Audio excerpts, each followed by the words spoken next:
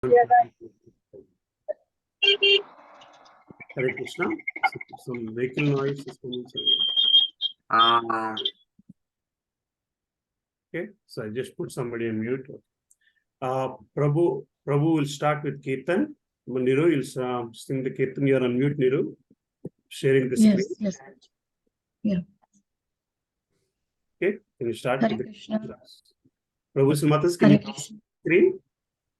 Yes, Prabhuji. Yes, okay. Hare Krishna, Prabhujis and Matajis, Dandavat Pranam. Am I audible?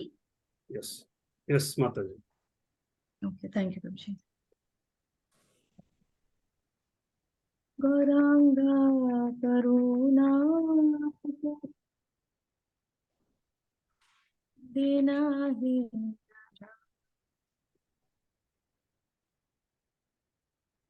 Mustamo Patita Prabhu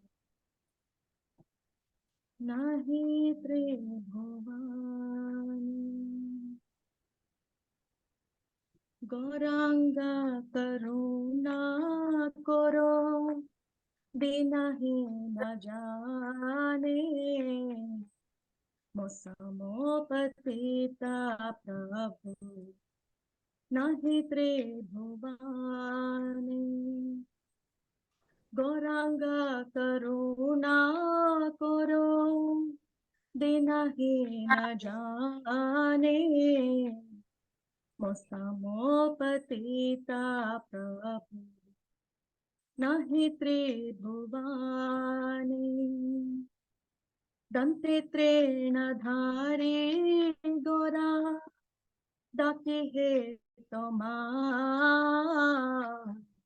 Tripakari Sho Amar Hridaya Mandire Dante Trena Dhari Gora Daki He Toma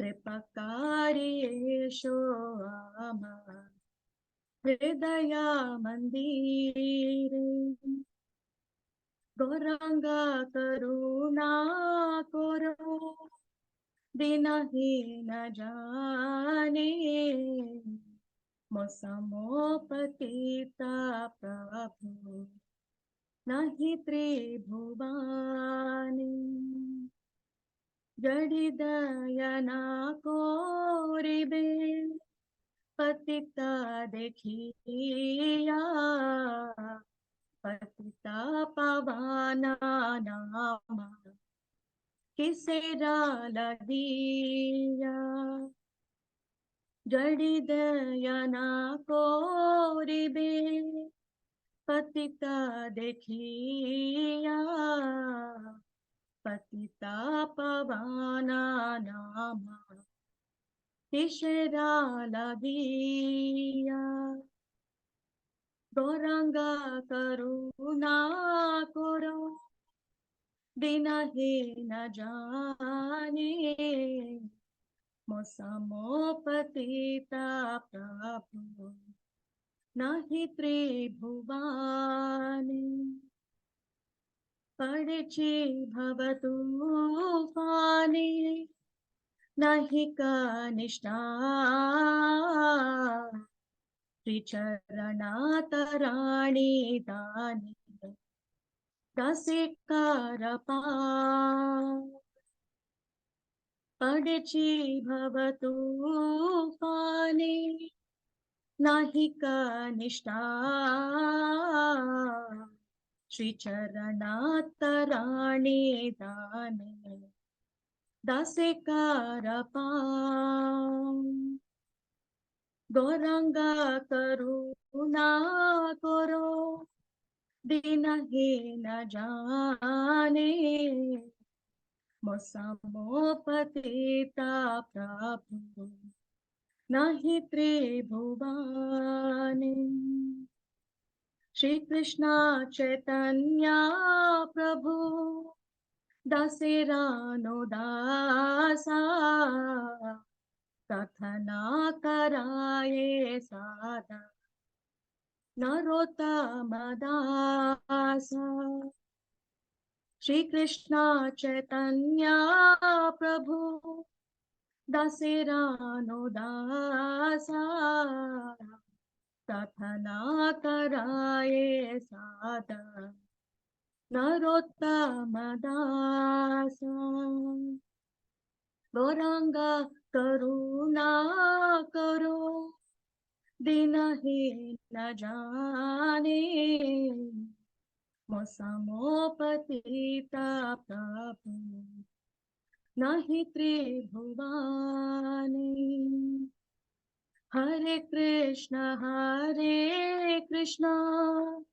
Krishna Krishna Hare Hare Hare Rama Rama Rama Hare Hare Hare Krishna Krishna Krishna Hare Hare Hare Rama Rama Rama Hare Hare Hare Krishna Krishna Krishna Hare Hare Hare Rama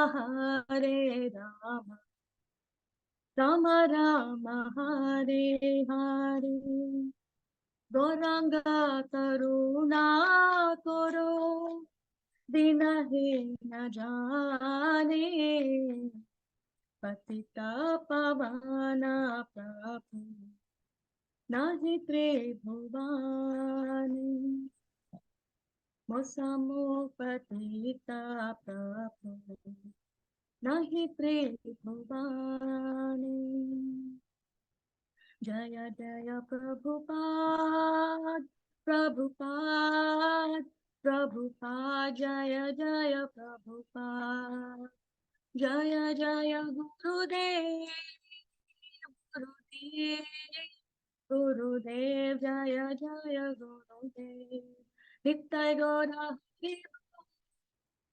Hari Bol Nittai Gaura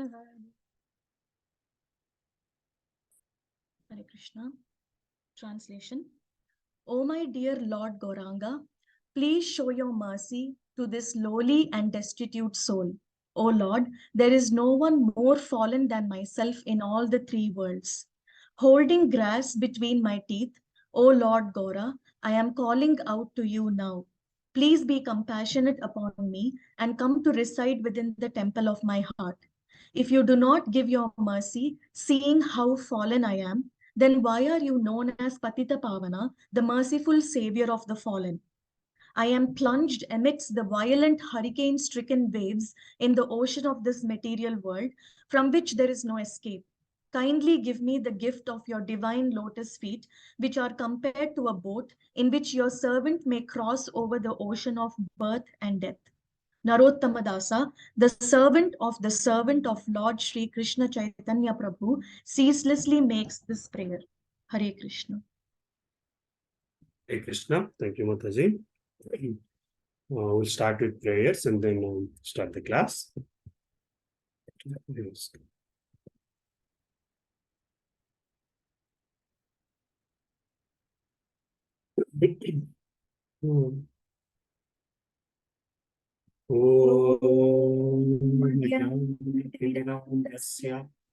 ज्ञानाञ्जनशलाकया चक्षुरुन्मीलितं येन तस्मै श्रीगुरवे नमः श्रीचैतन्यमनोभीष्टं स्थापितं येन भूतले स्वयं रूपा कदा मह्यं ददाति स्वापदान्तिकम् वन्देऽहं श्रीगुरुं पदकमलं श्रीगुरु वैष्णवांश्च श्रीरूपं साग्रजातां सहगणा रघुनाथान्वितं तं सजीवं साद्वैतं सावधूतं परिजना सहितं कृष्ण चैतन्य देवया श्री राधा कृष्ण पदां सहगणा ललिता श्री विशाखान्वितांश्च हे कृष्णा करुणा सिंधु दीनबन्धो जगत्पते गोपेशा गोपिका कान्ता राधा कान्ता नमोस्तुते काञ्चना गौराङ्गी राधे वृन्दावनेश्वरी वृषभानुस्तुते देवी प्रणमामि हरिप्रिये वाञ्छाकल्पतरुभ्यश्च कृपा सिन्धुभ्य एव च पतितानां पावनेभ्यो वैष्णवेभ्यो नमो नमः। जय श्री कृष्ण चैतन्य प्रभु नित्यानंद श्री अद्वैता गदाधर श्रीवासादि गौर भक्त वृंद हरे कृष्णा कृष्ण कृष्ण हरे हरे हरे राम राम राम हरे हरे। ओम नमो भगवते वासुदेवाय। ओम नमो भगवते वासुदेवाय। ओम नमो भगवते वासुदेवाय। नारायणं नमस्कृत्यं नरं चैव नरोत्तमं देवीं सरस्वतीं व्यासं ततो जयमुदीरयत्।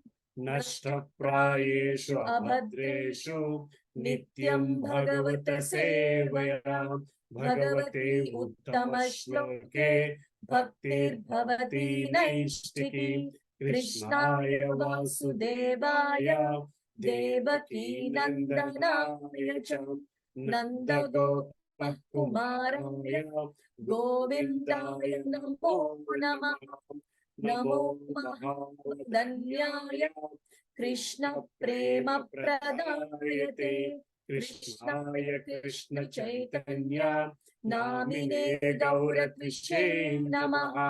नमः पंकजनाभाय नमः पंकजमालिने नमः पंकजनेत्राय नमस्ते पंकजांग्रे। नमो ब्राह्मण्याय देवाय गो ब्राह्मणाहिताय च जगद्धिताय कृष्णाय गोविन्दाय नमो नमः। नमः विष्णुपदाय कृष्णप्रष्ठाय भूतले श्रीमते Bhaktivedanta स्वामिनिति नामिने।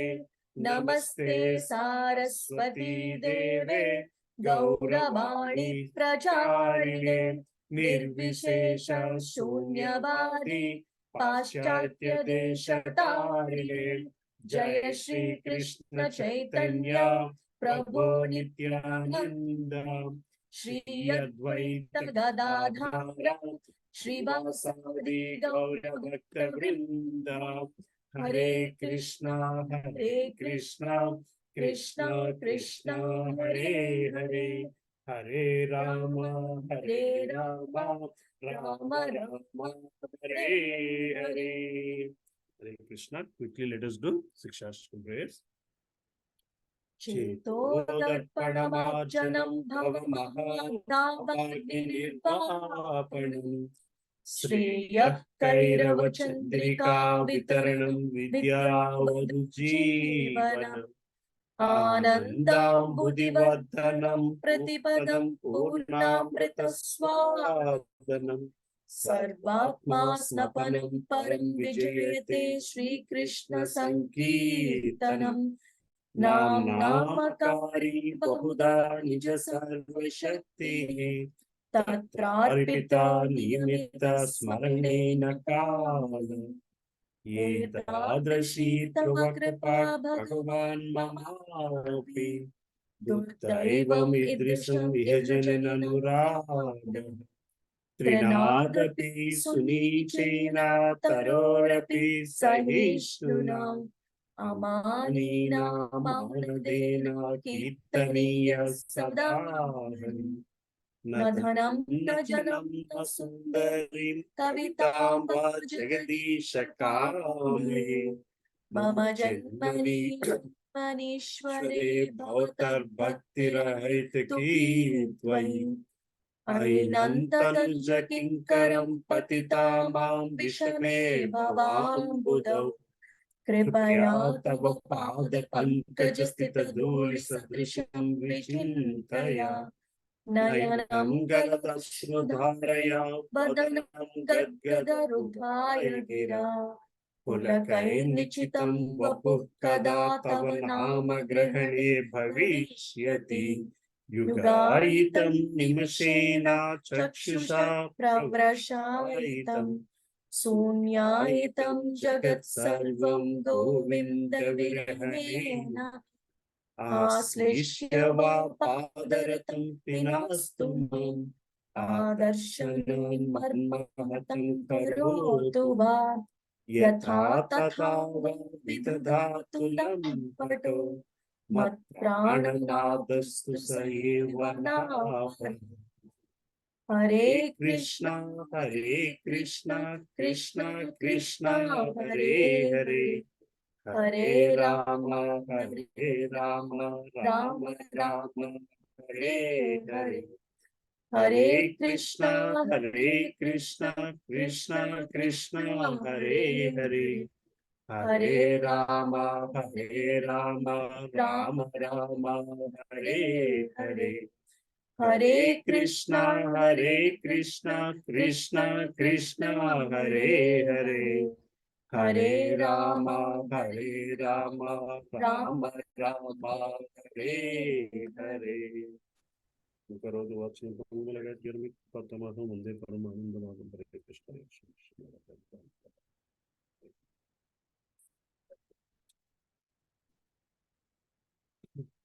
Hare Krishna. Third canto, 20th chapter, right? So how is everybody, Prabhuji and Matajis? So let's get to this topic.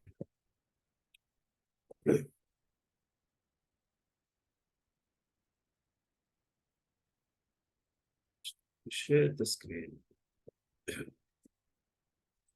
Hare Krishna. This is the 20th chapter.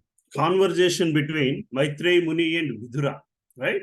So we have seen up till 19th chapter. In the 19th chapter, what's happening in the 19th chapter? Can anybody just recap a little bit of 19th chapter? Hare Krishna. Can you guys hear me? Prabhuji, Mataji? Yes, Prabhu, we can hear you.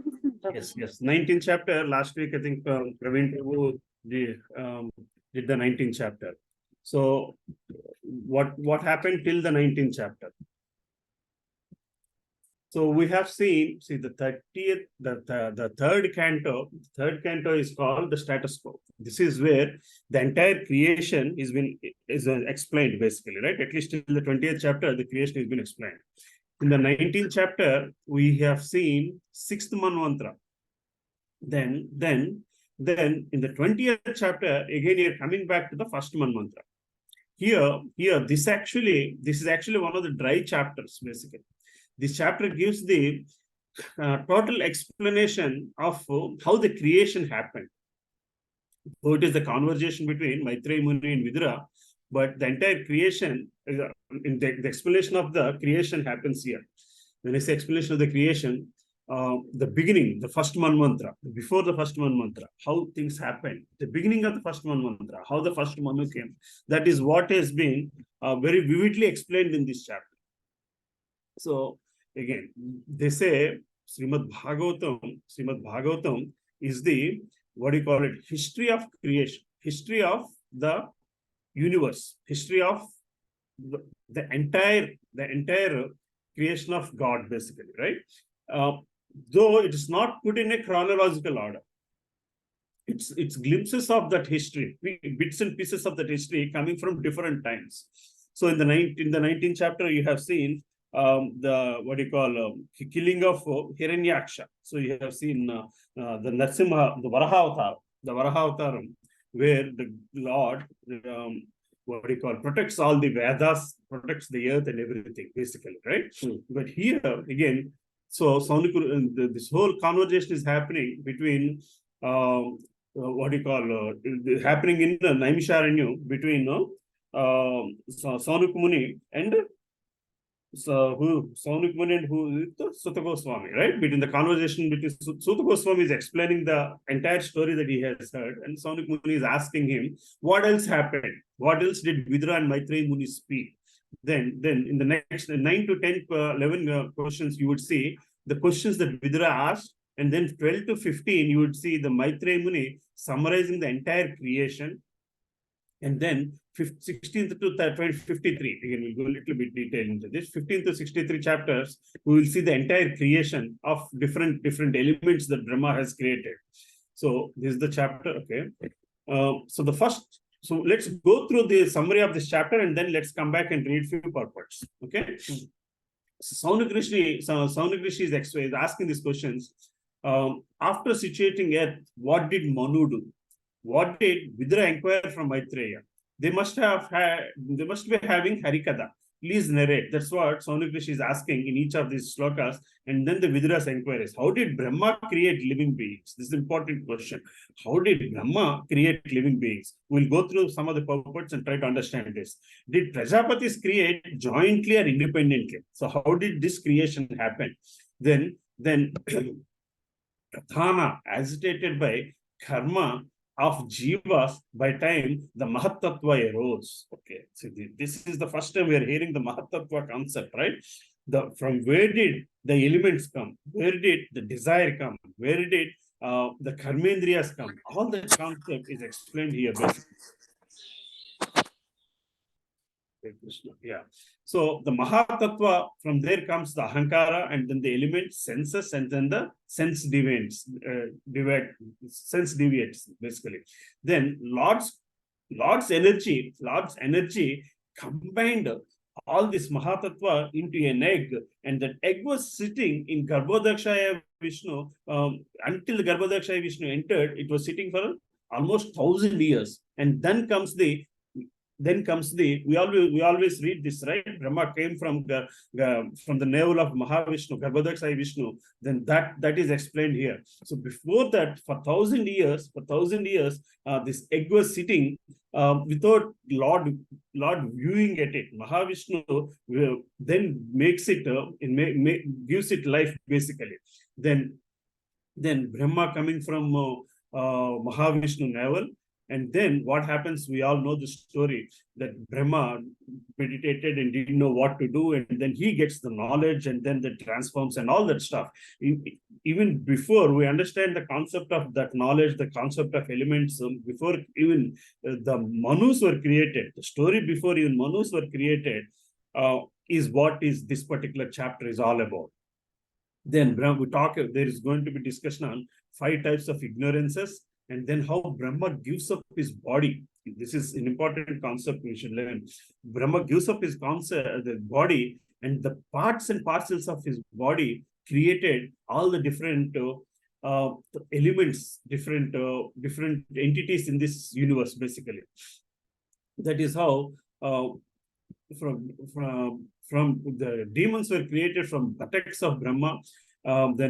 Then like that, different elements, how they have created. Asuras were created, and how Brahma himself has to run for his life because these demons are actually sexually getting attracted to the creator himself, basically. Then how Gandharvas are created, how Apsaras are created. Then Brahma creates Bhutas and Pisachas. Then comes the creation of Kinnaras, Kimpurishas, and then the creation of snakes. Then comes the creation of Manus.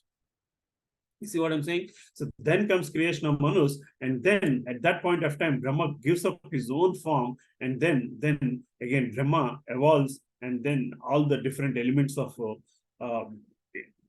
creatures or different entities, the 8.4 million species have been thus created later on to fulfill their own desires. Right? That's in a nutshell. That's the gist of this chapter. Right. So let us even before I start further, I want to understand one or two questions if anybody has at this point, and then we can dwell on those through this chapter. Maybe we will able to understand Mahatattva and all that detailed. Yes, Prabhu. As we read the chapter, we'll understand, Prabhu. But already we know some of these terms, right? Or is there anything new in this chapter, you think, with what I said so far, or it's all known? Prabhuji, Brahma giving up his body is a new thing, actually. I have not Brahma heard that. giving up his body is a new thing. Okay. Yes, very nice. Okay. Prasad Prabhu, you must have already read all this stuff, right? No, Prabhu. No, you have not finished this chapter in your Okay. Okay. Any other quick couple of concepts that are new, just like how Sunil Sachdev Prabhu just said. And also, I didn't know that Manu's created after snakes and all that, Prabhu. Yes. I was thinking that the first Manu's created and then remaining all created. But that's not the case. Yeah. So Manus are my understanding, Prabhu. So again, there is not so much of discussion on this particular chapter. Even Gauranga Darshan Prabhu spoke just for 2 or 3 minutes on this chapter, basically, in his Bhagavata series of lectures. So Manus are they Manus? The first Manu, Swayambhu Manu, and then the story of how he has 5 children, and then the Devahuti, Kartakamuni story, and Akuti, Ruchi story. All these different stories come in after this, basically. So again, Prabhu, Manus created the living entities, that's human beings and other things. But my understanding is the templates of this is what was created even before Manus came in. We'll get more details as we go through the chapter, right? Any other thing that we quickly want to ponder on this particular topic? Yeah, the other thing is the ignorance is created. So why that as well? Yes. And also, you said 5 ignorances, Prabhu. Yes, Prabhu. So I thought like only 1 ignorance, but we have 5 ignorances. Yeah. So go ahead. Somebody else is saying something. That is something new. 5 ignorance. Yes. Anything else? So we'll start reading few of the things, basically, not everything. Okay. So let's first go to the fourth. Okay, first let's go through some of the text. So this Saunika inquired, "O Sutta Goswami, after the earth was again situated in its orbit," so that's what Hiranyaksha did. He deorbited. He put the earth out of the orbit, and then Mahavishnu came and he put earth back in orbit. What did Swayambhu Manu do to show the path of liberation to persons who were to take birth later on? See, the persons who were to take birth later on. Okay, Saunik Rishi inquired about Vidra, who was the great devotee and friend of Lord Krishna, and who gave up the company of his elder brother because the latter, along with sons, played tricks against the desires of the Lord. And we have seen all this stuff. Basically, we know this. Vidra, let's go to fifth text. Saunika inquired about the conversation between Vidra and Maitreyi. There must have been many narrations of spotless pastimes of the Lord. The hearing of such narrations is exactly like bathing in water of Ganges, for it can free from all sinful reactions. Hare Krishna. So let's go through the text, the purport of chapter Sloka 5.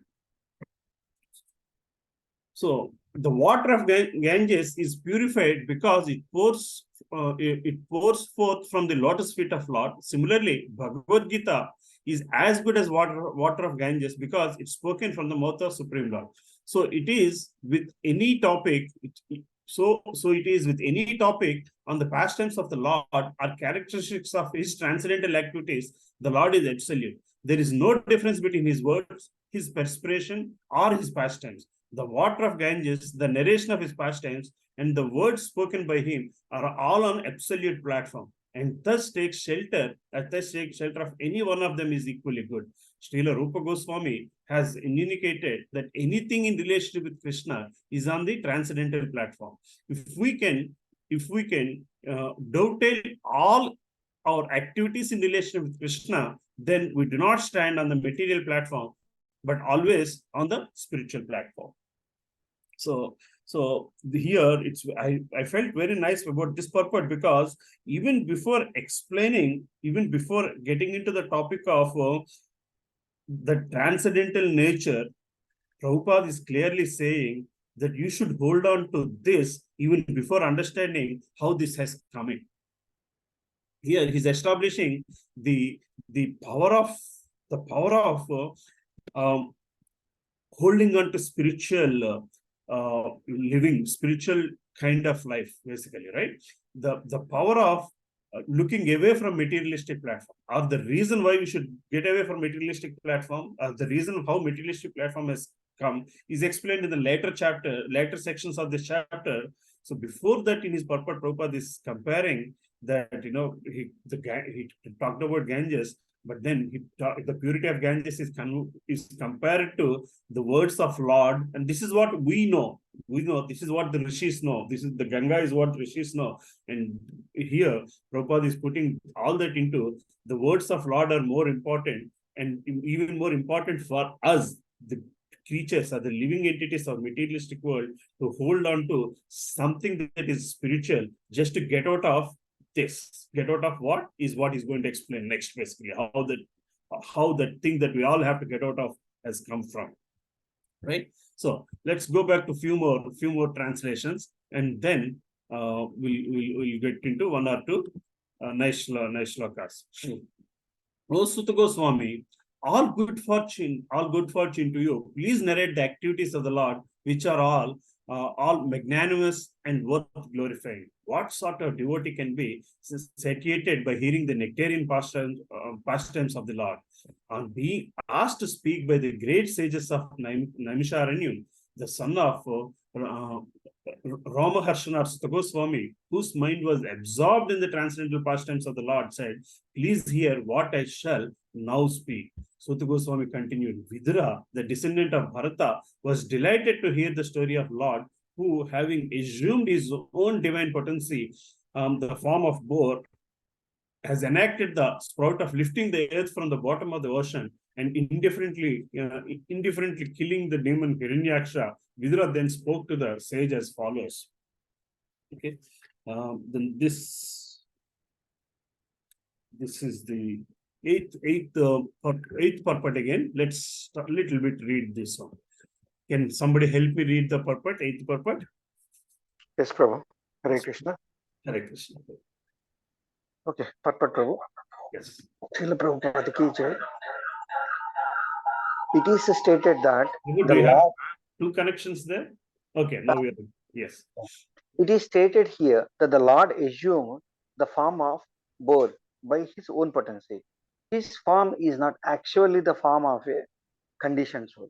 A conditioned soul is forced to accept a particular type of body by the higher authority of material laws. But here it is clearly said that the Lord was not forced to accept the form of a boar by external power. In Bhagavad Gita, the same fact is confirmed. When the Lord descends to the earth, he assumes a form by his own internal potency. The form of Lord, therefore, can never consist of material energy. The Mayavada version that when Brahman assumes a form, the form is accepted from Maya is not acceptable. Because although Maya is superior to the conditioned soul, she is not superior to the Supreme Person of the Godhead. She is under control of the Supreme Godhead. As confirmed in Bhagavad Gita, Maya is under his superintendence. Maya cannot overcome the Lord.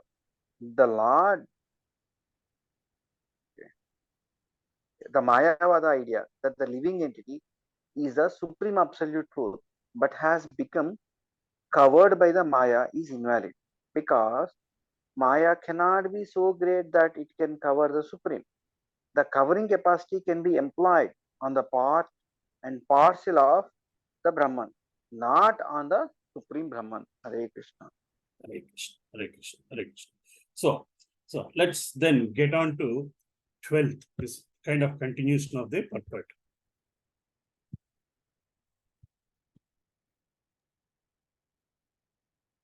So in the 12th sloka again, Maitreya said, when the equilibrium of combination of three modes of nature was agitated by the unseen activity of the living entity, by Mahavishnu and by the force of time, the total elements, the total material elements were produced. Right?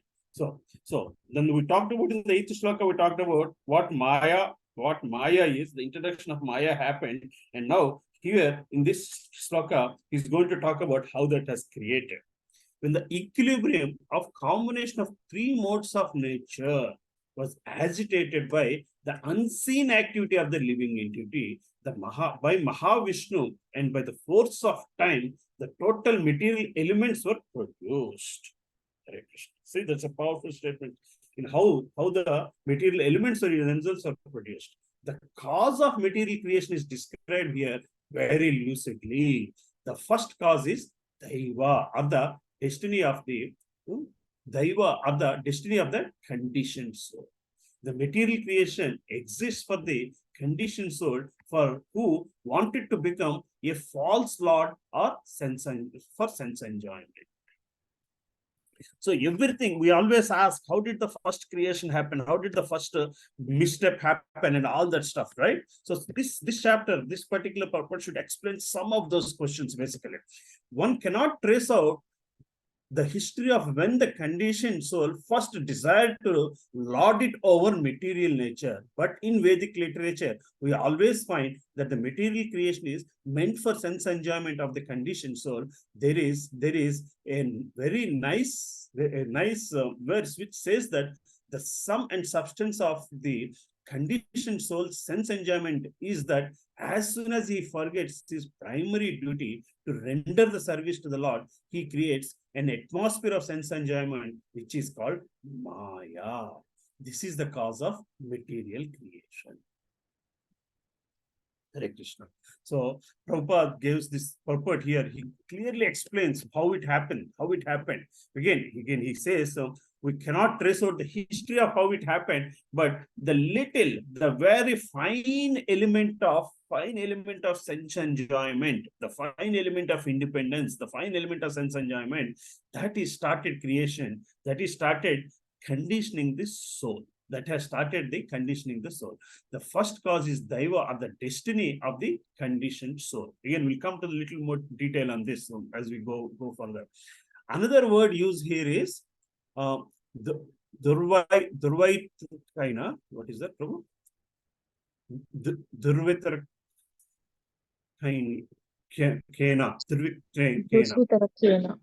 No one can argue about when and how conditioned soul became desirous of sense enjoyment, but the cause is there. Material nature is an atmosphere meant only for the sense enjoyment of the conditioned soul, and it is created by the personality of Godhead. It is mentioned here that the beginning of the creation, it is mentioned here that the beginning of the creation, the material nature or Prakriti, is agitated by the personality of Godhead. Vishnu, there are three Vishnus mentioned. One is Mahavishnu, another is Garbhodakshay Vishnu, and third is Shirodakshay Vishnu. The first canto of Srimad Bhagavatam discusses all these three Vishnus, and here also it is confirmed that Vishnu is the cause of creation. From Bhagavad Gita also we learn Prakriti begins to work and is still working under Krishna or Vishnu's glance of superintendence. But the Supreme Personality of Godhead is unchangeable. One should not mistakenly think that because the creation emanates from Supreme Personality of Godhead, he has therefore transformed into this material cosmic manifestation. He exists in his personal form always, but the cosmic manifestation takes place by his inconceivable potency. The working of that energy are difficult to comprehend, but it is understood from Vedic literature that the conditioned soul creates his own destiny and is offered a particular body by the laws of nature under the superintendence of the Supreme Personality of Godhead, who always accompanies him as Paramatma. Hare Krishna. So this purport, to some extent, explains us how it started, right? So it all started because of that conditioned soul. The existence, the material creation had to come into existence because of the element, a fine element of soul that got conditioned to lord over the Supreme Lord. How did it happen? When it happened? That is difficult to find out, but all the scriptures have accepted this is the reason why it happened. Right, Prabhu? Anything you want to discuss on this point here?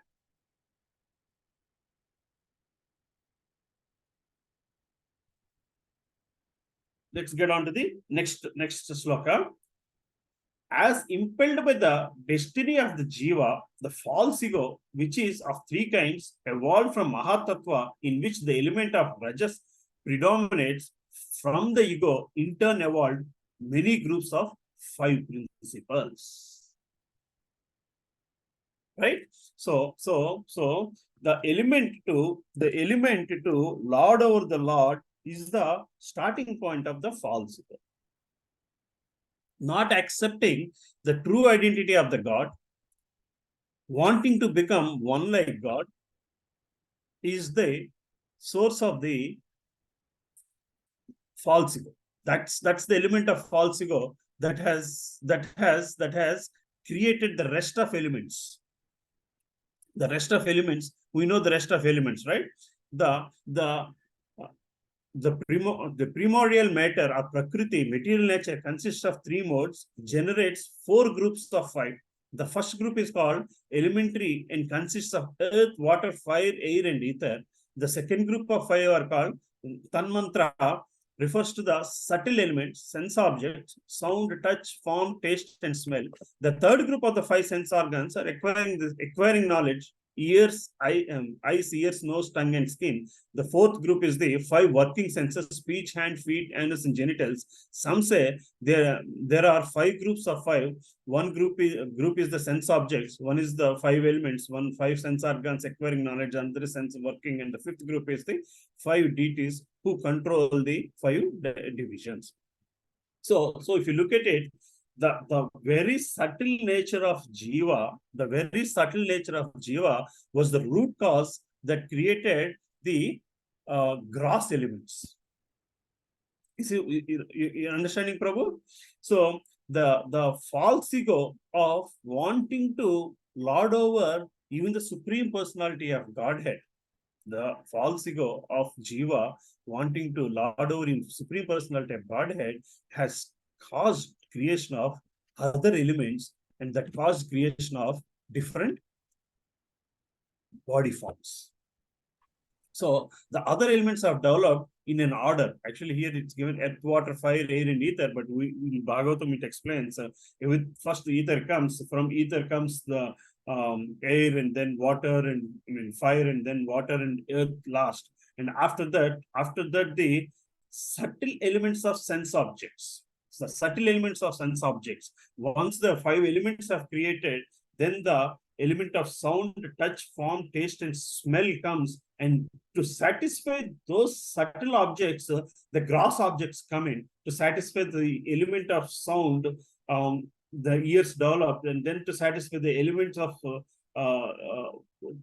do you call it, taste, the tongue develops. Then for the element of smell, the nose develops, and so on and so forth. Even if you scientifically look at different human species, these things are developed at different levels. Not all human species have these things developed in full form as much as they are developed in human beings. Not all living entities, these things are developed, basically, right? So probably this is where the confusion of evolution came, basically. It was explained in, I don't remember the chapter again, but it's explained very clearly how each of these the subtle elements help create the gross elements. Right, Prabhu? So let's go to one more next purport, and then we'll next sloka, and then we'll go to next purpose. Separately unable to produce the material universe, they combined with the help of energy of the Supreme Lord and were able to produce a shining egg. See, this Mahat Tattva has, because of these elements, it has created a shining egg, but still in the shining egg, the Jiva is not there. For over 1,000 years, the shiny egg lay on waters of the casual ocean in a lifeless state. Then the Lord enters it as Garbhodakshai Vishnu. From this verse, it appears all the universes are floating in the casual ocean. Then in the 16th sloka, it says, from the navel of personality of Godhead, the Garbhodakshai Vishnu sprouted a lotus flower, effulgent like 1,000 blazing suns. This lotus flower is the reservoir of all conditioned souls. This lotus flower is the reservoir of all conditioned souls. And the first living entity who came out of the lotus flower was the omnipotent Brahma. So, till the 15th shloka, we have seen how Prakriti got created from Mahat Tattva. In the 17th, in the 15th, 16th shloka, we are starting to see how Brahma came. And here, in the Garbhodakshai Vishnu, all the conditioned souls are sitting. Now the souls have to enter the Prakriti or the egg. That is when the living entities will start taking different bodies. Then at least it then creates a conducive environment for the living entities to take different bodies that are needed to satisfy the conditioning of their souls, to satisfy the desires arising from the conditioned souls, right? So let's read through the purport of this purport. It appears from the verse that conditioned souls who rested within the body of personality of Godhead after the dissolution of the last creation came out in the sum total form of the lotus. This is called Hiranyagarbha. Okay, the first living entity to come out was Lord Brahma, who is independently able to create the rest of the manifested universe. The lotus is described here as effulgent as the glare of 1,000 suns. This indicates that the living entities as part and parcel of Lord, Supreme Lord are also of same quality, since the Lord also diffuses his bodily glare known as Brahma Jyoti. The description of Vaikuntha, as stated in Bhagavad Gita or other Vedic literatures, is confirmed herewith. In Vaikuntha, the spiritual sky, there is no need of sunshine, moonshine, electricity, or fire. Every planet there is self-effulgent like the sun. Hare Krishna. Is it okay, Prabhu? Is it making sense, or is it getting complicated? No, Prabhu, it is good, Prabhu. It is good. Okay. Then let's get to 17th and 18th purports, and then we'll skip some purports. 17th purport. When the Supreme Personality of Godhead, who's lying on the Garbhodakshaya ocean, enters the heart of Brahma, Brahma brought his intelligence to bear, and with the intelligence invoked, he began to create the universe as it was before. Hare Krishna. Can somebody help me read through at least some purports here, Prabhu? 17th.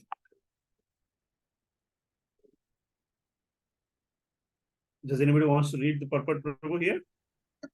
Yes, Prabhu. Yes, Prabhu. Chandran. Yes. Yeah. Purport by Srila Prabhupada ki jai. At a certain time, the personality of Godhead, Karnodayakai Vishnu, lies in the Krishna ocean and produces many thousands of universes from his breathing. Then he enters again into each and every universe as Garbhodakshaya Vishnu and fills up half of each universe with his own prescription. The other half of the universe remains vacant, and that vacant region is called the outer space. Then the lotus flower sprouts from his abdomen and produces the first living creature, Brahma. Then again, as Kshirodakshai Vishnu, the Lord enters into the heart of every living entity, including Brahma. This is confirmed in Bhagavad Gita, 15th chapter. The Lord says, I am seated in everyone's heart, and by me are remembrance and forgetfulness made possible. As the witness of the activities of the individual entities, the Lord gives each one remembrance and intelligence to act according to his desire. At that time, he was annihilated in his last birth in the last millennium. This intelligence is invoked according to one's own capacity or by the law of karmas. Brahma was the first Brahma was the first living entity, and he was empowered by the Supreme Lord to act in charge of the mode of passion. Therefore, he was given the required intelligence, which is so powerful and extensive that he is almost independent of the control of the Supreme Personality of Godhead. Just as a highly posted manager is almost as independent as the owner of a firm, Brahma is described here as independence because, as the Lord's representative to control the universe, he is almost as powerful and independent as the Supreme Personality of Godhead. The Lord, as the Supreme the Super Soul within the Brahma, gave him the intelligence to create. Therefore, the creative power of every living entity is not his own. It is by the grace of the Lord that one can create. There are many scientists and great workers in this material world who have wonderful creative force, but they act and create only according to the direction of the Supreme Lord. A scientist may create many wonderful inventions by the direction of the Lord, but it is not possible for him to overcome the stringent laws of material nature by his intelligence, nor is it possible to acquire such intelligence from the Lord. For the Lord's supremacy would then be hampered. It is stated in this verse that Brahma created the universe as it was before. This means that he created everything by the name, by the same name, and from as in the previous cosmic. First ఇక్కడ చూచావా నాకు దీపం Yes, Prabhu. Yeah, cosmic manifestation. Could you please go up? Hare Krishna. So Brahma was the first living entity, and this is not first time he's doing it. This is the repetitive thing that's happening. This is by the breath, from the skin of the Lord Mahavishnu. These universes are getting created by perspiration, by his own perspiration, and this whole thing is repeating as a cycle. So we are talking about one such cycle. In one such cycle, Brahma has come out and he's bewildered by not knowing what to do, and then he gets the intelligence of what to do, and then he looks at all the conditioned souls, and then he starts the creation, giving it different elements from his own personality. That's the thing we need to understand. The whole thing is coming from his own personality. That's what the next sloka onwards it starts to describe. So let's go to the 18th sloka. First of all, Brahma created from his shadow the coverings of ignorance of the conditioned soul. From his shadow, the coverings of ignorance of the conditioned souls. There are 5 in number. They're called Tamishra, Andhatamisra, Tamas, Moha, and Mahamoha. The 5 ignorances is here. Sukadeva Goswami, the Maitreya Muni is telling Vidra. Sorry. The conditioned soul of living entities who come to the material world to enjoy sense gratification are covered in the beginning by 5 different conditions. The conditioned soul, again, the living conditioned souls are the living entities who come to the material world to enjoy sense gratification are covered in the beginning by 5 different conditions. The first condition is covering the Tamisra or here.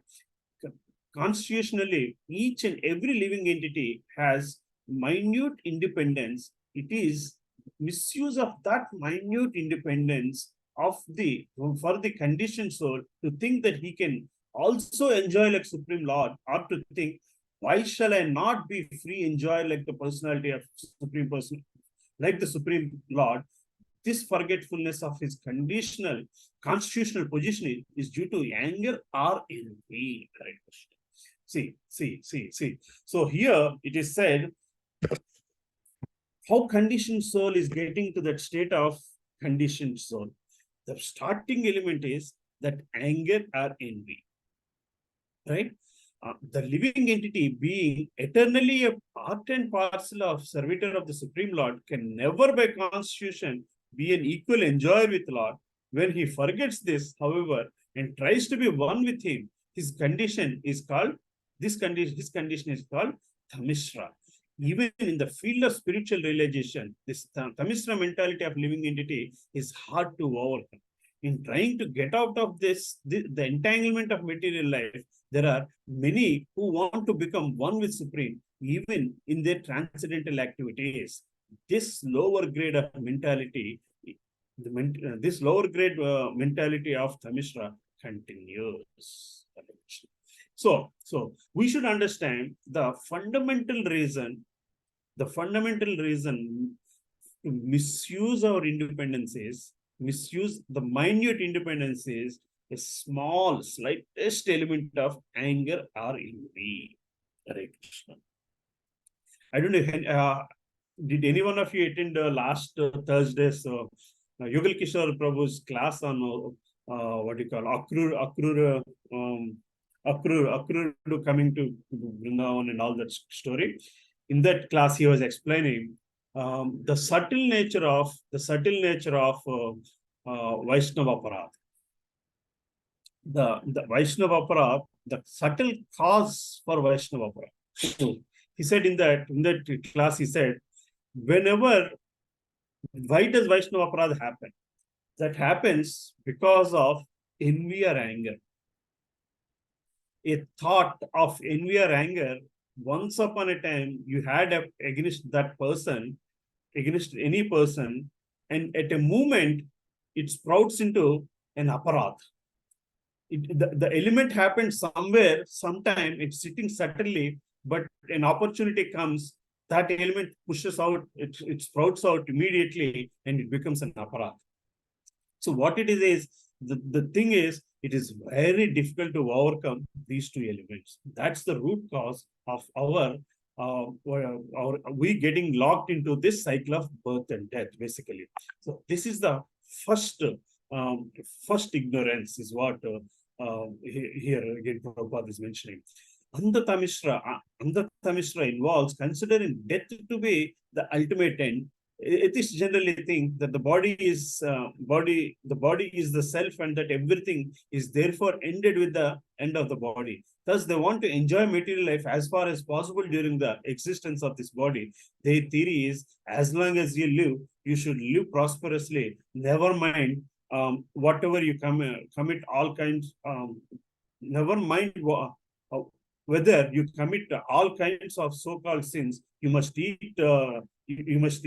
You must eat sumptuously, beg, borrow, steal. And if you think that by stealing and borrowing you're being entangled in sinful activities for which you will have to pay, then just forget that misconception, because after death everything is finished. No one is responsible for anything he does during his life. This atheistic conception of life is killing human civilization, for it is without knowledge of the continuation of eternal life. So this is the second ignorance, Andhata Mishra. This Andhata Mishra ignorance is due to tamas. The condition of not knowing anything about spirit soul is called tamas. The material world is also generally called tamas because 99% of living entities are ignorant of their identity as soul. Almost everyone is thinking that he is the body. He has no information of the spirit soul. Guided by this misconception, one always thinks this is my body and anything in relationship with this body is mine. For such misguided living entities, sex life is the background of material existence. Actually, the conditioned souls in ignorance in this material world are simply guided by sex life. And as soon as they get the opportunity for sex life, they become attached to so-called home, motherland, children, wealth, and opulence. All these attachments increase moha, or the illusion of bodily concept of life also increases. Thus, the idea I am this body and everything belongs to this body is mine also increases. And as the whole world is put into moha, sectarian societies, families and nationalists are created, and they fight with one another. Maha moha means to be mad after material enjoyment. especially in this age of Kali, everyone is overwhelmed by this madness to accumulate paraphernalia for material enjoyment. These definitions are very nicely given in Vishnu Purana, wherein it said, and you have a shloka here, basically. So, Prabhu's and Mata says that's the 5 kinds of ignorances we should get out of, and that can be possible only with the help of the transcendental God, basically, right? By understanding the transcendental nature of God and by figuring out how to get to there by help of Guru or a pure Vaishnava. Unless we come out of these 5 ignorances. What are the 5 ignorances? The first and foremost, you have to figure out a way to come out of the anger or envy, which then helps you can get out of the understanding that I am the body. It helps you understand what is sin and what is not sin, what is life and what can go beyond life. And then once you understand what can go beyond life, you start to understand the soul concept. Once you start to understand soul concept, you get out of body consciousness, the bodily consciousness. We all understand it theoretically. I am the soul, I am not the body. But still, from morning to evening, we all live in bodily consciousness. When somebody tells us something, immediately, envy, anger sprouts because you're identifying yourself with the body. Because the anger and everything is coming because you're identifying other person as a body. And that in turn means you're identifying yourself as body. So from there comes the rest two ignorances, moha, and the moha becomes bigger. It becomes maha moha. So once you're in maha moha, then it's very difficult to get out because that's the nature of Kali Yuga. You want to just accumulate. What started as anger or envy becomes the greed, a non-God conscious greed, basically. And then that puts you back into the cycle of birth and death. Right, Prabhuji? So this is what here Maitreyi is explaining to Vidura and how these ignorances have led to creating different kinds of bodies by Brahma is what we will see next verse. Right? Shall we go further, Prabhuji? Yes, Prabhu. Yes, Prabhu. So, out of disgust, Brahma threw off the body of ignorance, and taking this opportunity, Yakshas and Rakshasas sprang for possession of the body, which continued to exist in the form of night. Night is the source of hunger and thirst. Right? So again, you should understand from an element, ignorance is not a physical activity. Ignorance is a subtle thing. See, right? Agree? Ignorance is subtle. From subtle, a gross elements are getting generated. From Brahma threw off the body of ignorance, the element of ignorance from him he threw out, and from that ignorance came a Yakshas and Rakshasas. The Yaksha Tattva, Rakshasa Tattva has come out of this ignorance for the possession of the body, which continue to exist in the form of night. Night is the source of hunger and thirst. So the resultant of the ignorance, the conditioning that the ignorance is creating attracts the soul to take a body of Yakshas or Rakshasas. Right? Overpowered by hunger and thirst, they ran to devour Brahma from all sides and cried, "Spare him not, eat him up." They were ready to eat even Brahma. They wanted to eat even Brahma. The representatives of Yakshasa, Rakshasa still exist in some countries of the world. It is understood that such uncivilized men take pleasure in killing their own grandfathers and holding a love feast by roasting the bodies. This is what inhuman beings we will see, basically. This has come out of the ignorance that even Lord Brahma had. The element of ignorance that he threw out, that created these kind of gross bodies, or these kind of bodies, bodies with this nature, are bodies that can satisfy conditioned souls of this nature. right? So 21st sloka. Brahma, the head of the demigods, full of anxiety, asked them, do not eat me, but protect me. You are born from me and have become my sons. Therefore, your Yakshas and Rakshasas. Now Brahma is running away. Brahma is running away from these bodies to save himself. He then created the chief demigods who were shining with the glory of goodness. He dropped before them the effulgent form of daytime, and the demigods sportingly took possession of it. So from now you're seeing how demons were created and the demigods were created.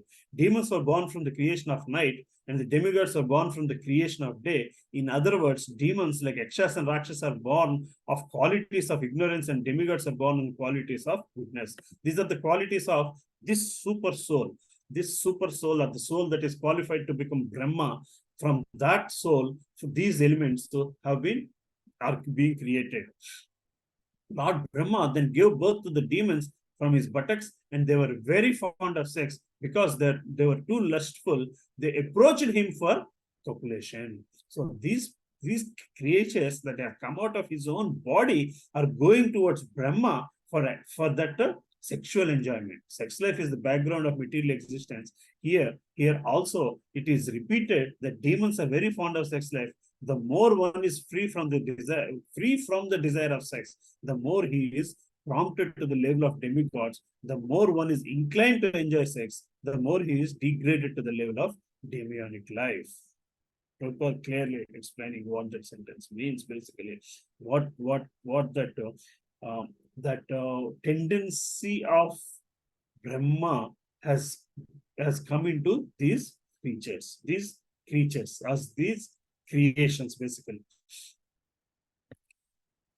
Then the 24th, the worshipful Brahma first laughed at their stupidity, but finding the shameless asuras close upon him, he grew indignant and ran in great haste out of fear. So then Brahma is now running for his life to avoid these people that he has come out of his own body. Then he approached the personality of Godhead, who bestows all boons and who dispels the agony of his devotees and of those who take shelter of his lotus feet. He manifests his innumerable transcendental forms for the satisfaction of his devotees. So here one shloka explaining the nature of God. Right? So till now we have seen the characteristics that are coming out of Brahma's different creatures, and then here the shloka, then Lord Brahma going to Mahavishnu for rescue helps us understand where we have to take our rescue, basically.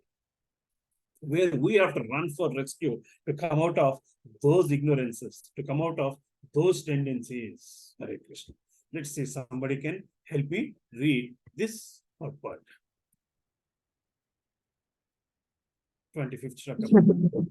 Vanilla Mataji. Hare Krishna. The words Bhaktanam Anirupatma Darshanam means that the personality of Godhead manifests his multiforms according to the desires of his devotees.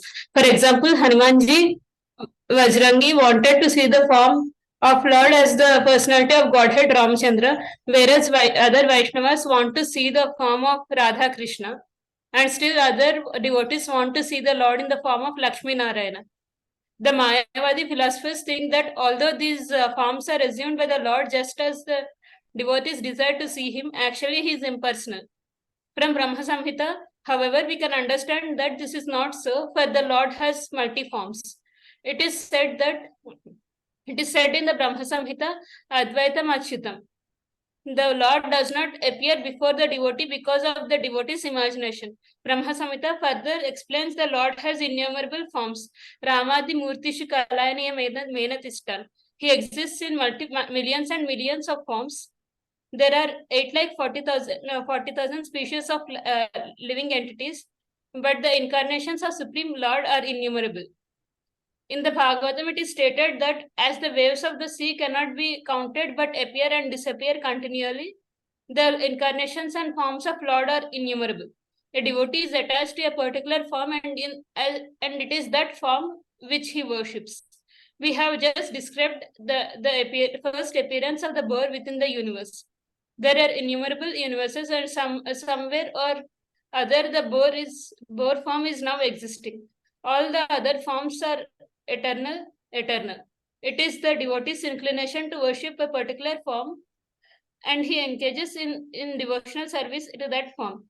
In a verse in the Ramayana, Hanuman, the great devotee of Rama, said, I know there is no difference between Sitaram and Lakshmi Narayan forms of the Supreme Personality of Godhead, but nevertheless the form of Rama and Sita has absorbed my affection and love.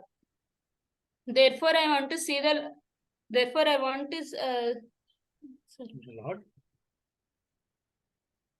Therefore, I want to see the Lord in the forms of Rama and Sita. Similarly, Gaudiya Vaishnavas loves the form of Radha and Krishna and Rukmani at Dwaraka. The words Bhaktanam Anurupatma Darshanam means that Lord is always pleased to favor the devotees in particular form in which the devotees want to worship and render service unto him. In this verse, it is stated that Brahma approached Hari, the Supreme Personality of Godhead.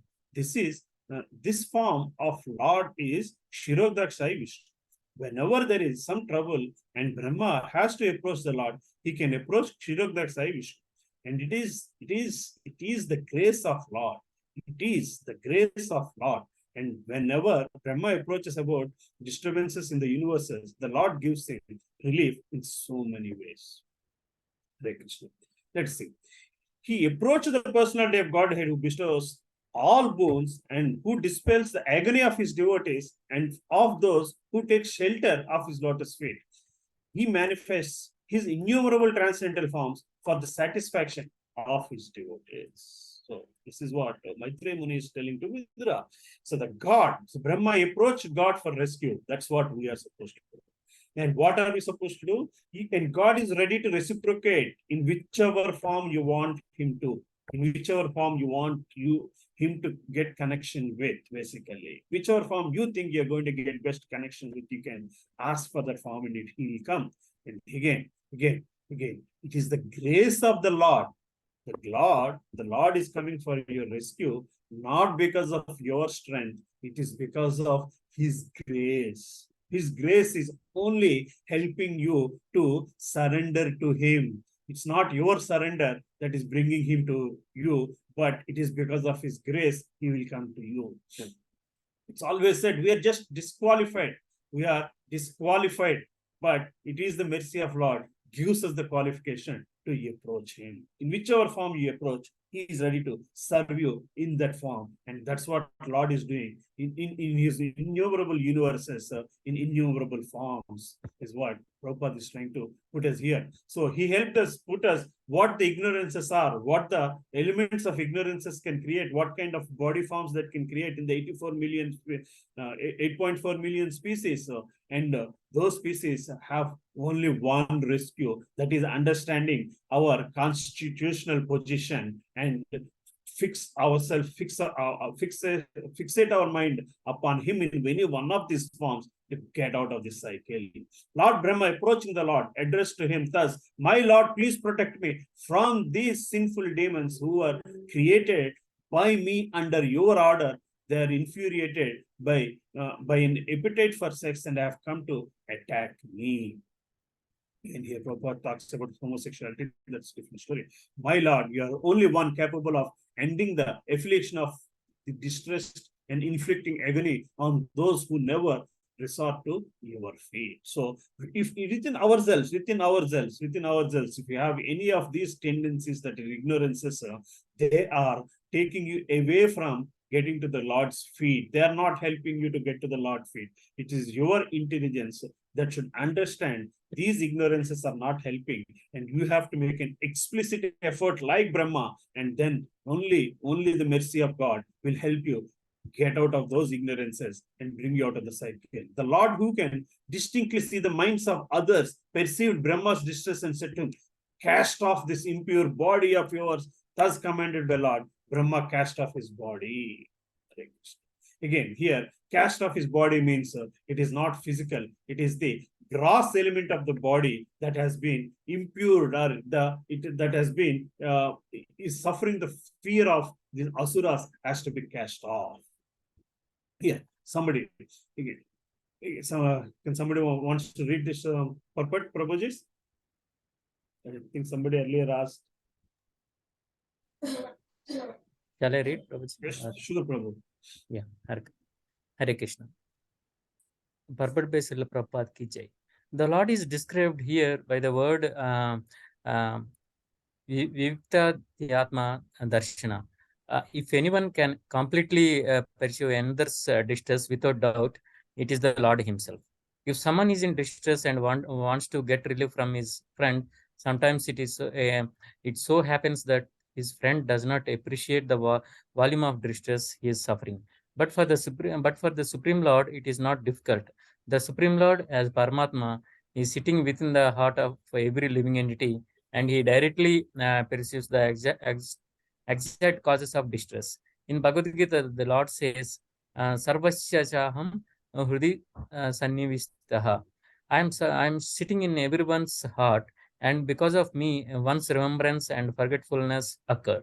Thus, whenever one fully surrenders unto the Supreme Lord, one finds that He is sitting within one's heart. He can give us a direction how to get out of dangers or how to approach Him in devotional service. The Lord, however, asked Brahma to give up his present body because it had created the demonic principle. According to Sridhara Swami, Brahma's constant dropping of his body does not refer to his actually giving up his body. Rather, he suggests that Brahma gave a particular mentality. Mind is the subtle body of the living entity. We may sometimes be absorbed in some thought which is sinful, but if we give up the sinful thought, it may be said that we give up the body. Brahma's mind was not in correct order when he created the demons. It must have been full of passion because the entire creation was passionate. Therefore, such passionate sons were born. Could you please go up, Prabhuji? It follows that any father and mother should also be careful while begetting children. The mental condition of a children depends upon the mental status of his parents at the time he is conceived.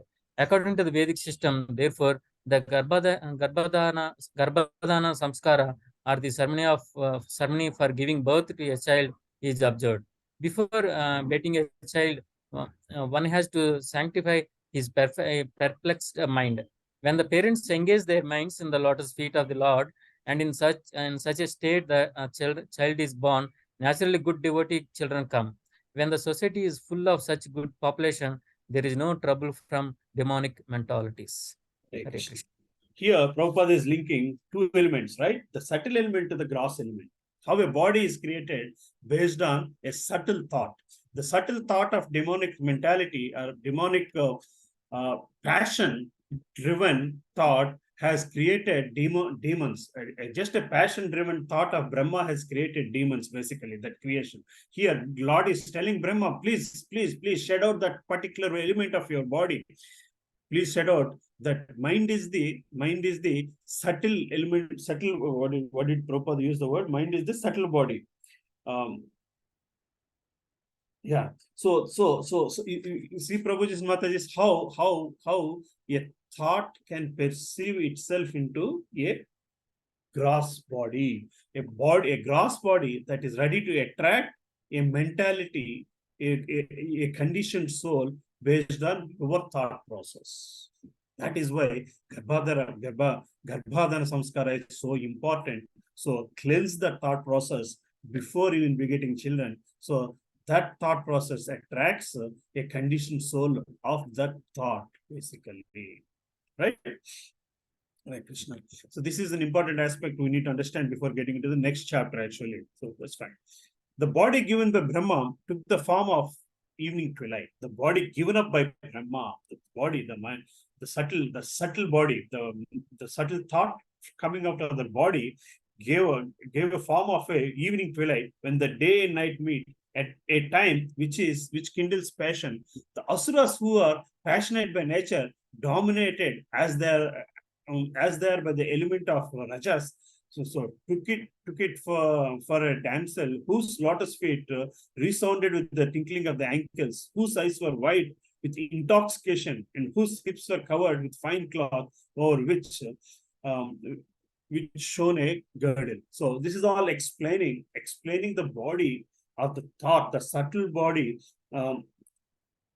That is taken personification of the subtle body into a female character that of evening twilight that attracted asura mentalities, the mentality of the thought that is filled with sexual desire is attracted to this particular body that's thrown out of Brahma, and it got diverted from actual Brahma himself.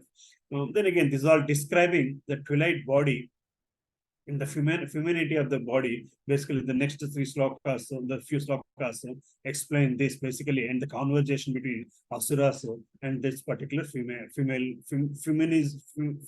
feminized or personified femininity of Brahma thought, basically. The demons praised her, oh, what a beauty, what rare self-control, what is the budding, what a budding youth in the midst of all who are passionately longing for her. She's moving about like one absolutely free from passion. And so that thought, the body that's come out of Brahma is playing with the asuras, basically. Anyway, you can go further. Then there's a conversation between asuras and the demons and this body, basically. Okay, let's see further. Go 36. The asuras is described here as bodhadhya, meaning they are captivated by ignorance, just like the ass. The demons are captivated by false, glaring beauty of this material form, and thus they embraced her. So that's the story of the asuras in this thing. With a law full of deep significance, the worshipful Brahma then evolved by his own loveliness, which seemed to enjoy itself by itself. The hosts of Gandharvas and Apsaras have been created. See, from a different element of different mindset of Brahma, different elements are coming out, different jivas are taking bodies, basically. The musicians in the upper planetary system are called Gandharvas, and the dancing girls are called Apsaras. After being attracted by the demons and evolving a form of beautiful women in the twilight, Brahma next created Gandharvas and Apsaras. Music and dancing employed in sense gratification are to be accepted as demonic, but the same music and dancing, when employed in glorifying the Supreme Lord as Kirtana, are transcendental, and they bring about a life completely fit for spiritual enjoyment. Okay, then after that, Brahma gave up the shining and beloved form of moonlight. Viswavasu and other Gandharvas gladly took possession of the moonlight that has come out of Brahma, basically. The glories of Brahma next evolved from his sloth and ghosts and fiends. But he closed his eyes when he saw them stand naked with their hair scattered. So again, different other characters are coming up. The ghosts and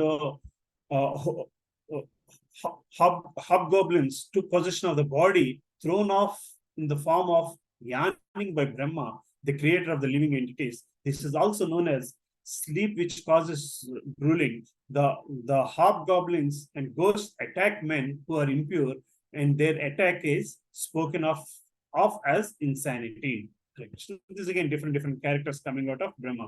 Recognizing himself to be full of desire and energy, the worshipful Brahma, the creator of living entities, evolved from his own invisible form, from his navel, the host of sadhyas and pitas, basically. Formless creatures also came from Brahma, basically. The pitas themselves took possession of the invisible body, the source of their existence. It is through the medium of this invisible body that those well-versed in rituals of offering obligations to sadhyas and pitas in the form of their departed ancestors on the occasion of Shraddha.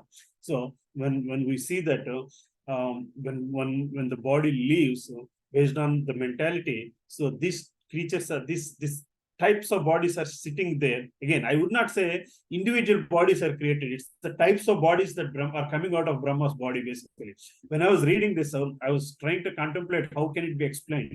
Probably it's if somebody who understands the object-oriented program, what we can see it as Brahma is creating all these classes. The actual objects are created when the conditioned soul attracts to that kind of body, and then an object is created, basically, right?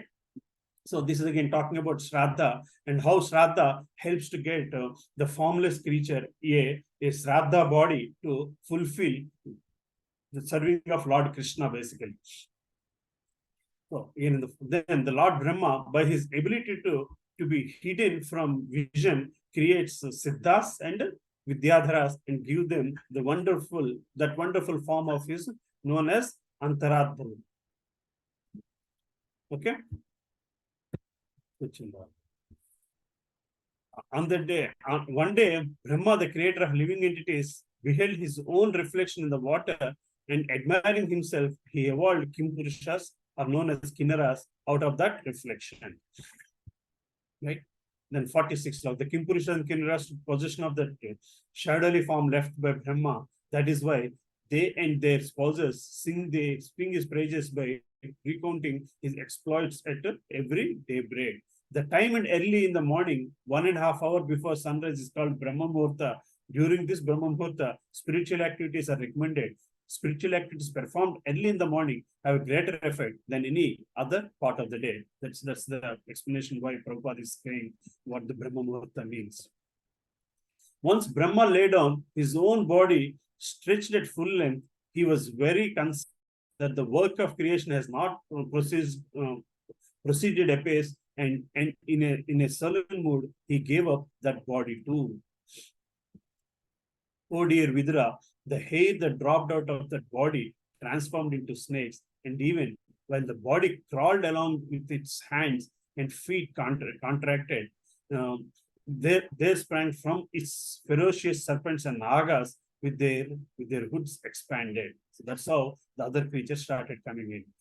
One day, Brahma, the self-born, the first living creature, felt as if the object of his life had been accomplished.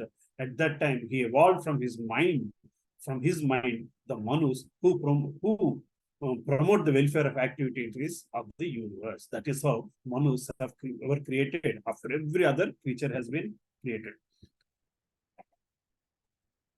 The self-processed creator gave them his own human form. On seeing the Manus, those who had been created earlier, the demigods, the Gandharvas, and so on, applauded Brahma, the Lord of the universe. So because now everybody understands that the only form, the human form, the Manus that are going to create human form, are the Manus that are going to create bodies that are can what do you call it? Perform karma, burn karma, or that's why even the avatars sometimes want to come to earth, because this is the easiest form to reach God. So they are all very happy that this has happened. They all prayed, "Oh Creator of the universe, we are glad what you have produced is well done. Since ritualistic acts have been established soundly in this human form, we shall all share the sacrificial obligations." Hare Krishna. So this is what all the Devatas are saying. The importance of sacrifice is also mentioned in Bhagavad Gita, 3rd chapter, verse 10. The Lord confirms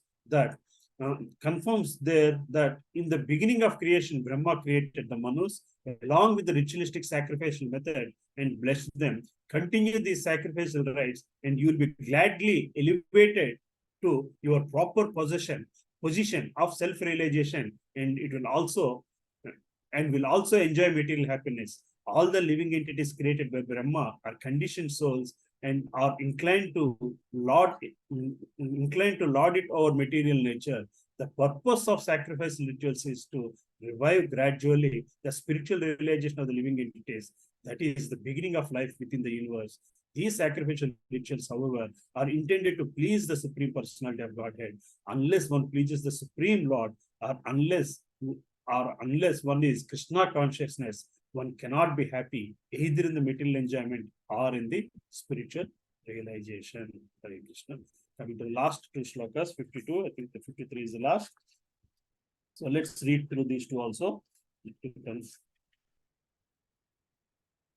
Having equipped himself with austere penance, adoration, mental concentration, and absorption in devotion, accompanied by dispassion and having controlled his senses, Brahma, the self-born living creature, evolved great sages as his beloved sons. Hare Krishna, somebody wants to read this purport, the last two purports? Hare Krishna, Prabhuji. Amma, Lavanya Mataji. Thank you, Ma. Chautara.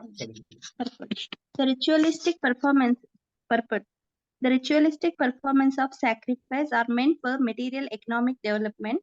In other words, they are meant to keep the body in good condition for cultivation of spiritual knowledge. But for actual attainment of spiritual knowledge, other qualifications are needed. What is the essence of Vidya or worship of the Supreme Lord? Sometimes the word yoga is used to refer to the gymnastic performance of different bodily postures which help mental concentration. Generally, the different bodies postures in the yoga system are accepted by less intelligent men to be end of yoga, but actually they are meant to concentrate the mind upon the super soul. After creating persons for economic development, Brahma created sages who would set the example for spiritual realization. Thank you, Prabhuji. Thank you, Mataji.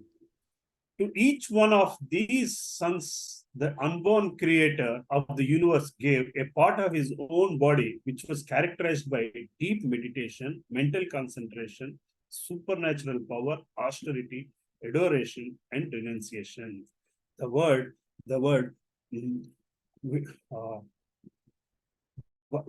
Vaitamatha in this verse means possessed of the qualification of renunciation. Spiritual realization cannot be attained by materialistic persons. Spiritual realization cannot be attained by materialistic person. For those who are addicted to sense enjoyment, spiritual realization is not possible. Bhagavad Gita stated that those who are too attached to seeking material possessions and material enjoyment cannot reach yoga samadhi, absorption in Krishna consciousness. Propaganda that one can enjoy this life materially and at the same time spiritually advance is simply bogus. The principles of renunciation are four: to avoid illicit sex life, to avoid meat eating, to avoid intoxication, to avoid gambling. These four principles are called tapasya or austerity. To absorb mind in the supreme, in Krishna consciousness is the process of spiritual realization. So we have seen some cause and effects, right? The cause of how the conditions, the body forms are taken, and the effects of how the cause is how the subtle nature of our mindset is realizing into different bodies. That's what happened even in the case of Brahma, that created different kinds of body types and different kinds of jivas, basically, right? And then with our we understanding that we are conditioned soul entrapped in this body, we have to take help of this austerity to get out of the attraction to the materialistic world and transform ourselves into getting an attraction into spiritual, the transcendental nature of God and understanding our constitutional position. For that, this chapter should be useful. And then the next chapter onwards, the 21st chapter onwards, it tells the conversation between the Devahuti and Kapila Muni starts. So it explains from this austerity how grihasthas have to. The next chapters, next 4 chapters are really about how grihasthas or what kind of life grihasthas have to lead to get to our constitutional position, or shedding out the material consciousness and getting to the spiritual consciousness and make use of this particular lifetime. Any questions, Prabhuji, Mataji? Is it more? Did I make it more complicated, or did I even were able to explain any of it?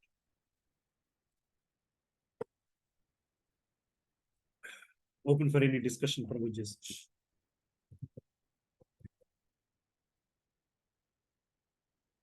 Hare Krishna.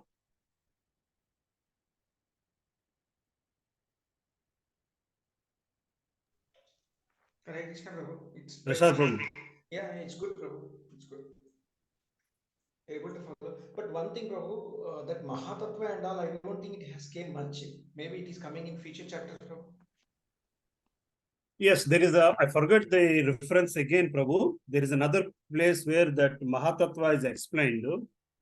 I don't know if it is already explained or further explained. I remember reading it. The way from ether, the sound came, from where the sound, from sound, how light came, from light, how water came, and how earth came, basically.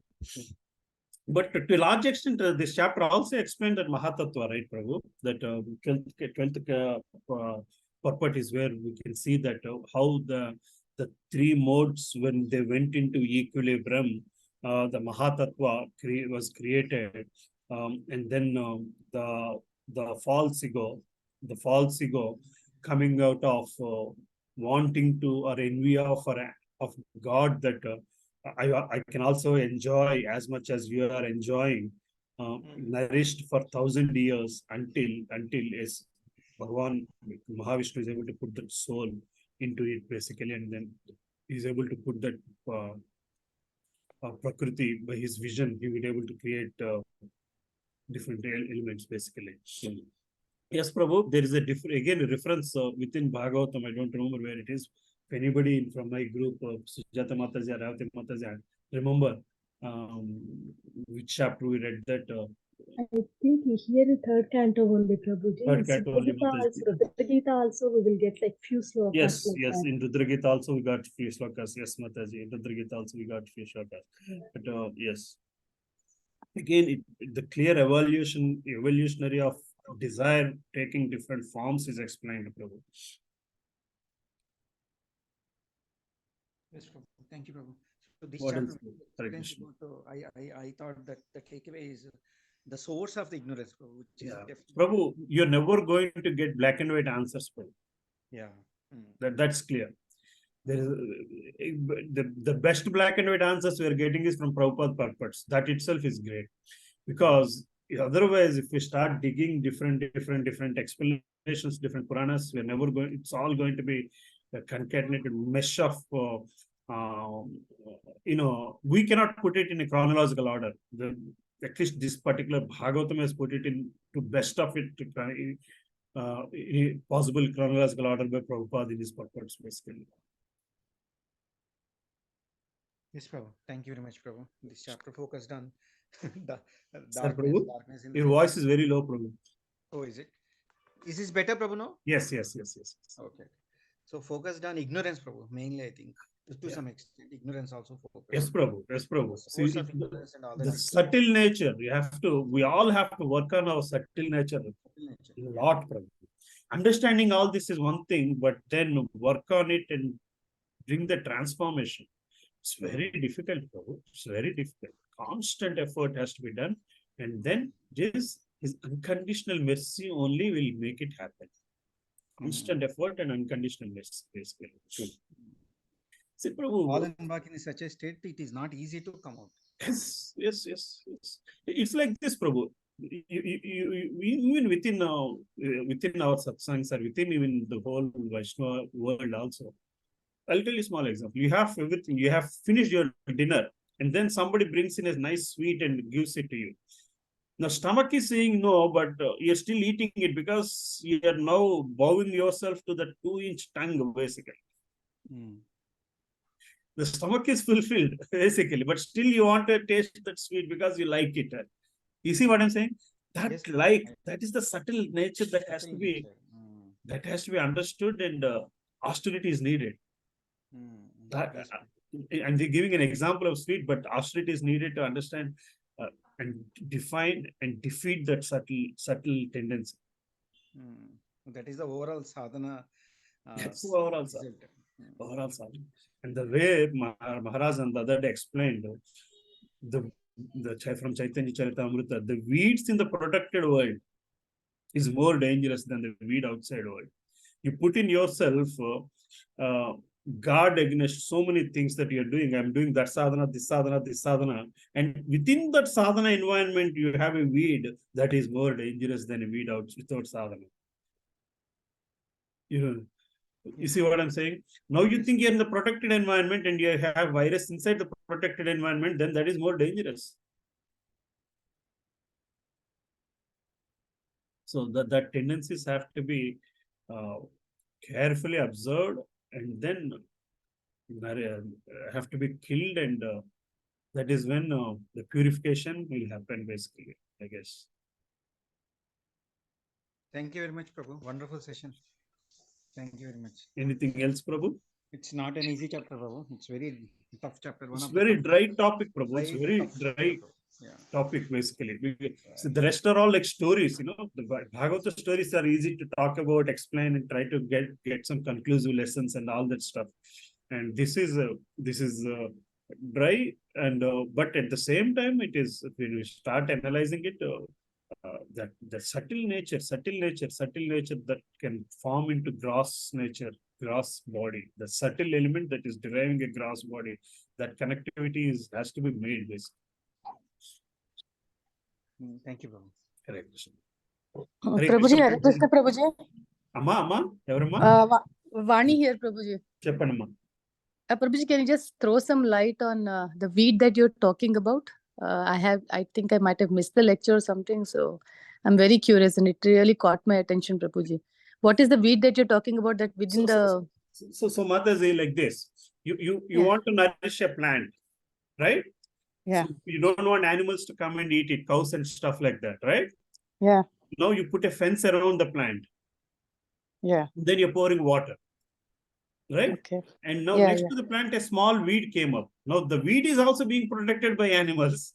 And the weed is actually taking a lot of water that you are putting to the plant and getting rid of that. See, examining that, understanding that, and getting rid of that weed is more difficult than a weed that is outside the land, outside the protected area, right?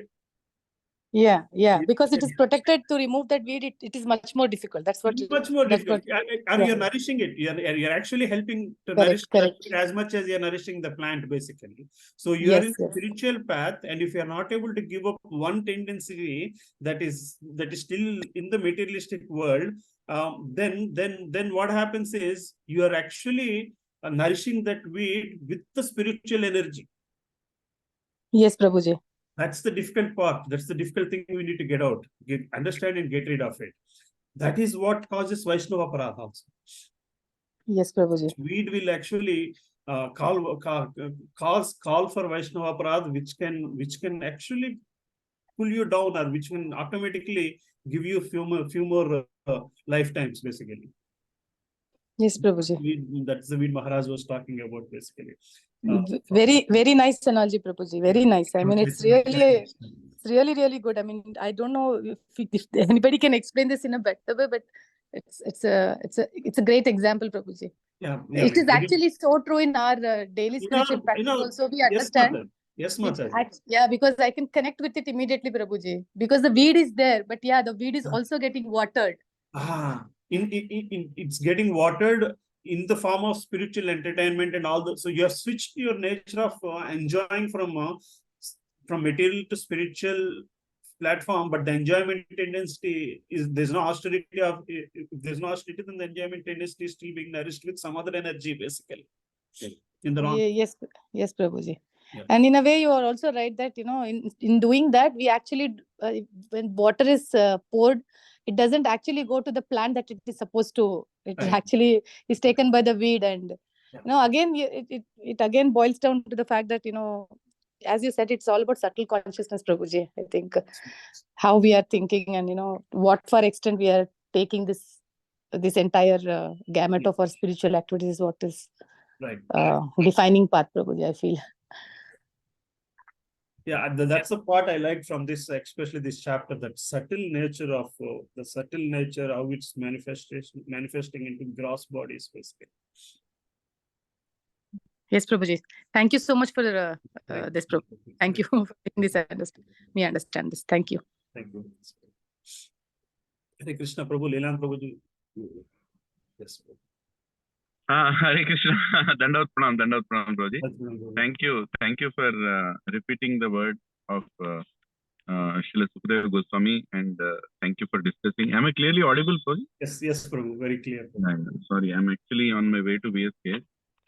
Tire punctured. I'm sitting at one place. Anyway, so Prabhuji, this kind of philosophy, I was hearing one analogy today morning in a short video. It beautifully told that, this is a very high philosophy that we are talking about. In fact, the highest philosophy is Bhagavad Gita. So, as concluded by even Shankaracharya. So, there is no doubt that we are discussing a highest philosophy, and we can't expect everybody to understand it.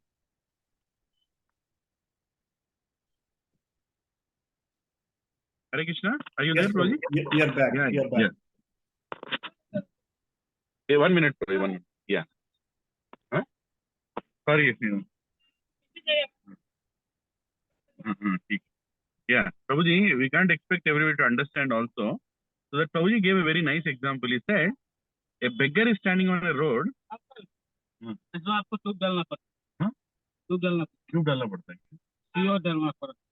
Okay, Prabhu, I'll talk this later though. Something is going on with me. Okay. Huh? Yeah, thank you. Sorry, Prabhuji. Sorry. Hare Krishna, anything, Amma? Anything anybody wanted to discuss a little bit? We can close the call, I guess. It's already 9 o'clock. But before closing the call, I have small announcement.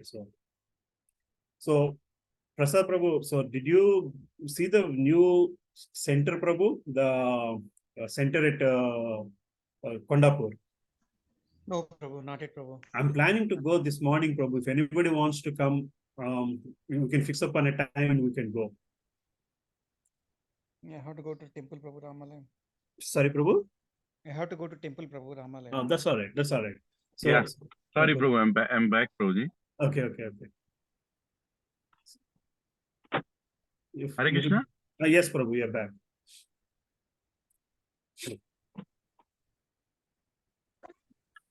Yes, Lilananda Prabhu, you're back.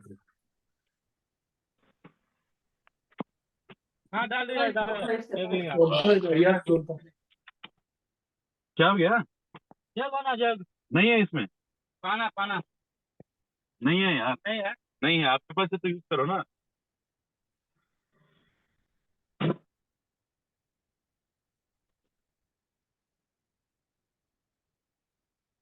Yes, Prabhu. Hare Krishna, Lilananda Prabhu, yes. Hare Krishna? Yes, Prabhu. Prabhu, we lost you. I think we lost Lilananda Prabhu. Hare Krishna. Okay, Prabhu, right now it's 9 o'clock. Around 11 o'clock, I plan to go there. If anybody wants to come and at a different time, I can make myself available at a different time for the rest of the day. So just let me know if anybody wants to come there. Prabhu, you're back, Prabhu.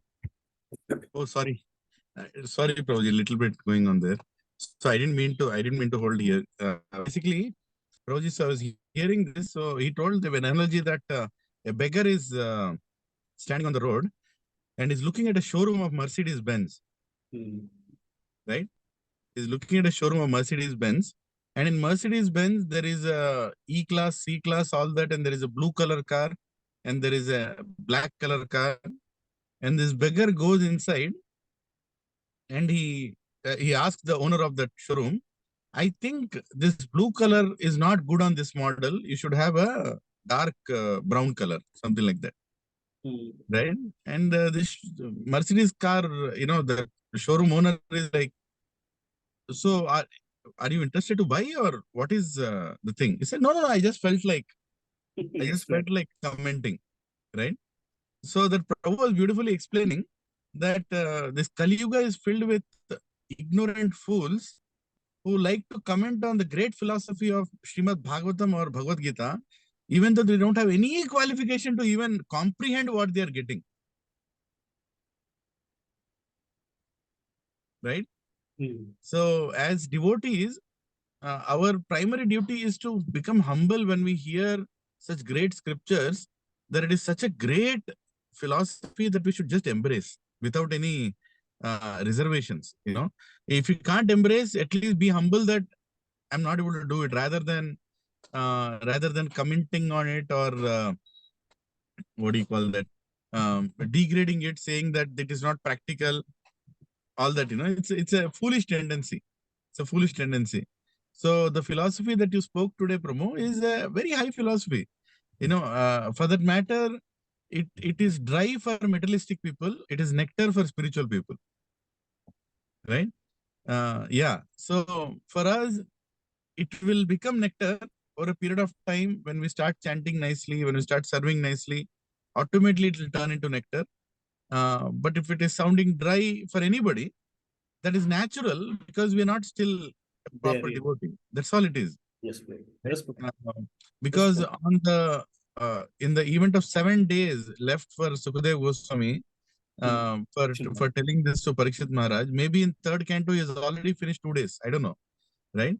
He would not be wasting even a single second talking anything which is not going to help Parikshit Maharaj. And Parikshit Maharaj's questions are very relevant for us. Entire Bhagavatam is relevant for us. Every chapter is relevant for us. But sometimes we don't connect to it because we are not putting ourselves in the position of Parikshit Maharaj. And we are not matured enough to deal with the philosophy. That's my take, bro. Absolutely. Sorry, Absolutely, Prabhu. Absolutely, Prabhu. It is a nectarian in its nature. It is nectarian. Every word of Bhagavatam is like that. But what you said is to bring it to understand. We have to be in that state. We have to be in that state of mind. Basically, at certain level, you have to be totally surrendered. Basically, yeah. Thank you, Prabhuji. That's my 2 cents. Thank you. Thank you, Hare Krishna. Thank you very much. Sir, Hare Krishna, Prabhuji Mataji. So, there's no other question. I think it's already 9 o'clock, and I'm going to close the call here. Okay.